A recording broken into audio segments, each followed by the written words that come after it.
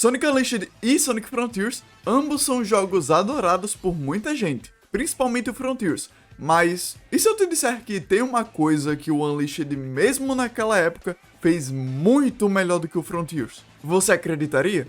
Me acompanhe!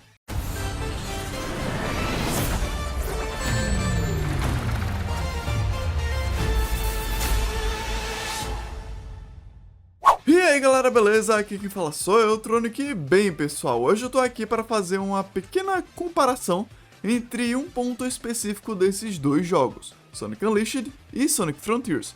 Ambos são os jogos favoritos de muitos dos fãs, e eu queria comentar algo que já queria trazer aqui no canal há um bom tempo. Então se acomode, e se tá ansioso pro vídeo, deixe o seu like e se inscreva se quer receber mais conteúdo de Sonic daqui pra frente, beleza?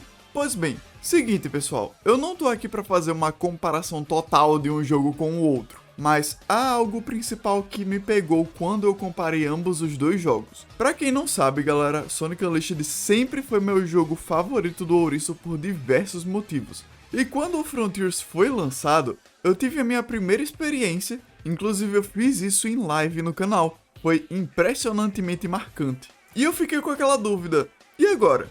Qual o melhor jogo de Sonic? Pra mim.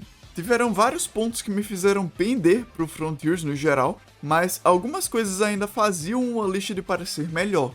Por exemplo, uma das coisas que eu pessoalmente prefiro do Unleashed é o fato de você ir para os lugares onde tem várias pessoas pra falar e tudo mais. E o Frontiers por se passar nas ilhas Starfall, um lugar desconhecido até pouco tempo. Às vezes passa uma impressão meia solitária quando você compara os dois jogos. Esse é um ponto que eu pessoalmente prefiro do Unleashed. Mas voltando para o assunto principal. O ponto mais importante que, apesar de não ter sido decisivo, mas pesou um pouco na comparação, foi o final dos dois jogos. Ah, mas o final do Frontiers foi rushado, não dá pra comparar. É um argumento bem justo, mas honestamente gente, mesmo que não tivesse sido, eles teriam que ter feito uma coisa excepcional para superar o final do Unleashed. A história é um dos melhores aspectos dos dois jogos. Vejam bem, a luta final do jogo foi bem questionável e muitos sabem disso, mas eu fico me questionando, mesmo que aquela luta tivesse sido como as outras que tivemos,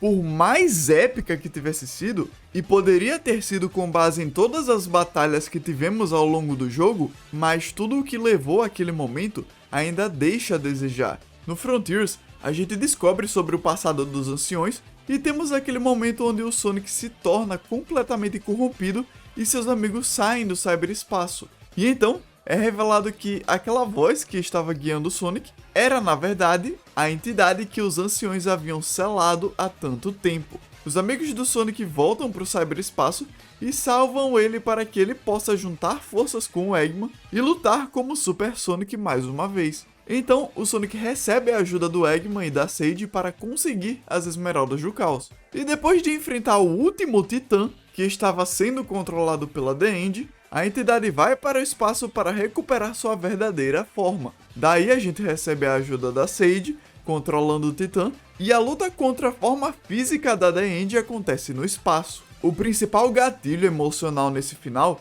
foi totalmente o fato da Sage e do Eggman terem um tipo de relação de pai e filha. Não teve muita coisa que pesou muito além disso. Antes da batalha, Sonic parece falar com os anciões que aparecem em suas visões. Mas isso não tem muita profundidade, principalmente porque quem está controlando o Titã é a Sage. Faltou muita profundidade dessa parte, se me perguntassem. Sem contar o fato de que você joga o jogo todo e espera que uma batalha final no espaço seria épica e tudo mais. E poderia sim ter sido, mas como eles mudaram a gameplay para aquele Bullet Hell, não ficou tão bem aproveitado como muitos queriam. Sem contar que a The End nem ao menos mostrou sua verdadeira forma. Aquela era só uma forma física qualquer. Com isso, muita gente acha que ela poderia ter sido muito mais poderosa. E depois da batalha, a Sage se sacrifica, entre aspas, para salvar a todos da explosão e Sonic volta para a Terra. Sonic Unleashed, por outro lado, teve uma reta final muito bem construída. Faltando uma única parte do planeta para voltar ao normal, o último local que Sonic e Chip precisavam ir para restaurar as Esmeraldas é a Eggman Land. Chegando lá, Chip descobre que Eggman construiu tudo aquilo no topo do templo. e Sonic precisa passar por todos os perigos daquele local até os confins da Eggman Land para chegar ao templo.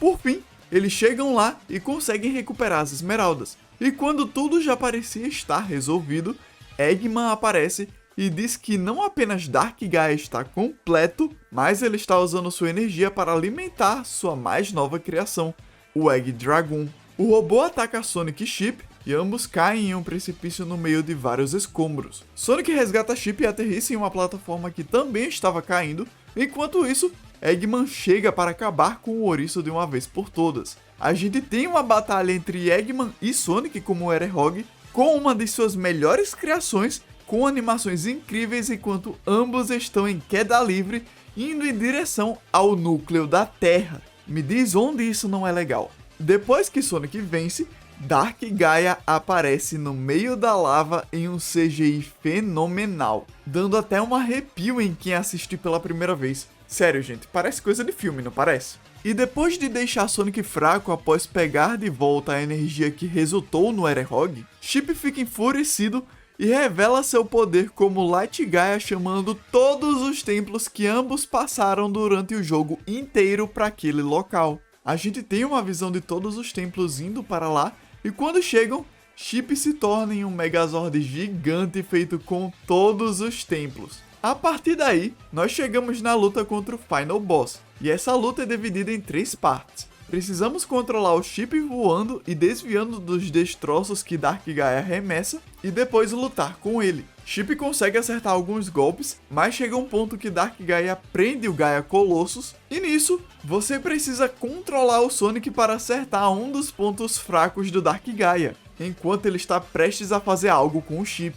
E isso enquanto você tem um tempo bem limitado. E o Chip apressa muito o Sonic a cada vez que o tempo está mais perto de acabar. Eu admito que pra mim, escutar o Chip falando é satisfatório para mostrar a angústia do personagem em um momento tão crítico e tenso como aquele. E você precisa passar por tudo isso 3 vezes para acertar os 3 pontos fracos de Dark Gaia. Depois, quando parece que as coisas não poderiam piorar, Dark Gaia se transforma em sua forma perfeita, liberando ainda mais energia negativa pelo mundo.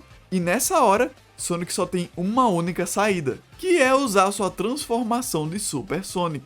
E é aí onde começa a verdadeira batalha final. A gameplay durante toda essa reta final pode ser fraca comparada a uma luta do Super Sonic no Frontiers, mas a forma como as coisas acontecem até mesmo aqui, com o Sonic tendo que desativar o escudo do Dark Gaia, libertar o Chip atingindo os braços dele, Chip tendo que resistir ao ataque de Dark Gaia para que Sonic possa finalizá-lo, e toda essa reta final contada enquanto toca a soundtrack maravilhosa desse jogo, sem falar na ambientação sendo o próprio centro da Terra. E após a batalha, a gente vê um Sonic cansado da luta ao ponto de desmaiar de exaustão, além de termos a despedida do Chip com o nosso protagonista, tanto quando ele está dormindo, quanto acordado. E diz aí, dá pra aquecer o coração com a despedida do Chip? Gente, acho que a comparação fica até meio vergonhosa, não? Sonic Frontiers não traz metade da construção que o Unleashed teve pra esse final. Teve uma carga emocional grande com a Sage? Teve. Teve o impacto de descobrir quem guiava o Sonic? Teve. Mas isso sozinho não basta para a construção de um final como o de Sonic Unleashed.